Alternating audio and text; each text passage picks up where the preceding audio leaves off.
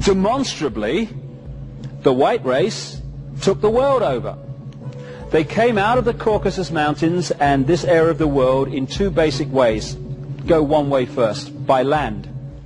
They came out of the Caucasus Mountains, and incidentally, what do Americans call white people? Caucasian. Why do they call them after some mountains in the Near East? Because that's where the white race came from. They came across land into Europe, and they changed their names. They were the Scythians, they were the Sumerians, they were many different names, and if you follow the movement of people, you find that they became the white race of Europe. They became the Anglo-Saxon race because the Angles and the Saxons were simply different names for the same race. They became the Scandinavian peoples, they became the British, they became the French, they became the European white race. And within this white race were these Anunnaki bloodlines, these reptilian bloodlines. And these were the ones, when you do the research and the genealogy, that ended up again and again and again in the positions of power. Now this is Ben. Everyone knows that the founding fathers believed in freedom in America. Well, some of them might have done, but some of them didn't.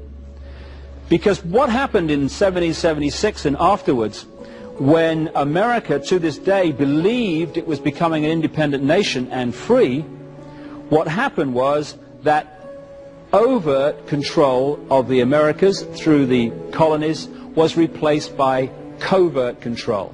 America has never been free of Britain's influence and control to this very day, and it's about time it was. And people like Benjamin Franklin, and I document this in detail in The Biggest Secret, were agents of British intelligence and the British Crown. This guy was parked in Paris as an ambassador in Paris, and he spent tremendous amounts of time in London.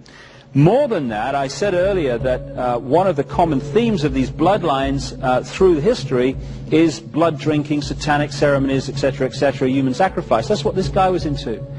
He was one of the top Freemasons in America.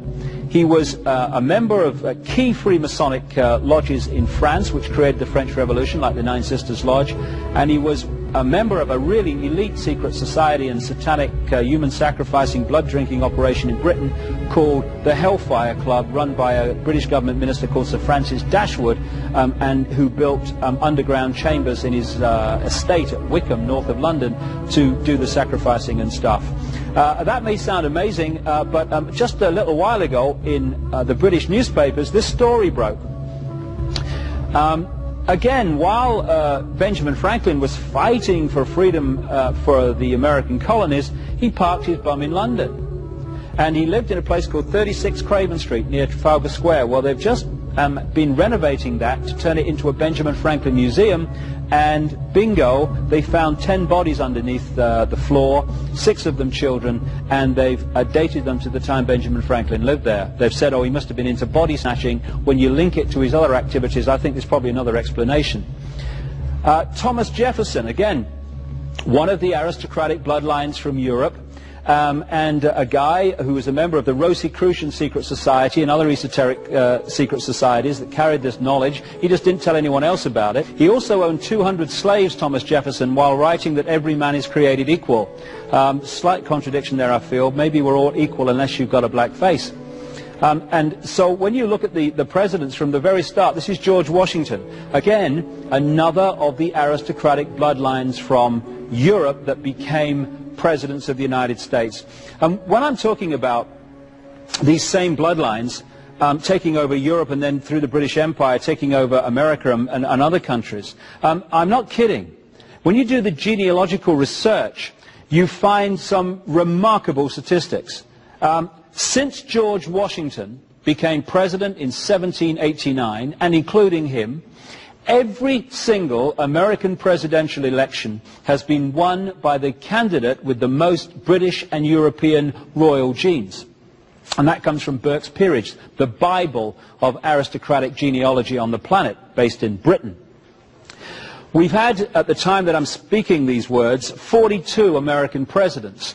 33 of them are genetically related to England's Alfred the Great and Charlemagne, the most famous monarch of France. Way back, he became monarch for the Holy Roman Empire. Of the 42 presidents, 19 have been genetically related to England's King Edward III, who has thousands of blood connections to Prince Charles. And then you look at Bill Clinton. Bill Clinton's a kid from Arkansas, we all know that. Not connected to any bloodlines, just a kid off the street, made good, because anyone can become president in America. I know, I read it somewhere. Clinton is genetically related to the House of Windsor, to every Scottish monarch, to King Henry III of England, and to King Robert I of France. And this is why, because of his bloodline, that he was taken at a very early age and given this scholarship to Oxford University called a Rhodes Scholarship, which is given to bloodline people in the world to go and be indoctrinated into this agenda in Britain, and then they come back, and the ratio of them that become presidents or people in power behind the scenes in their countries is absolutely vast.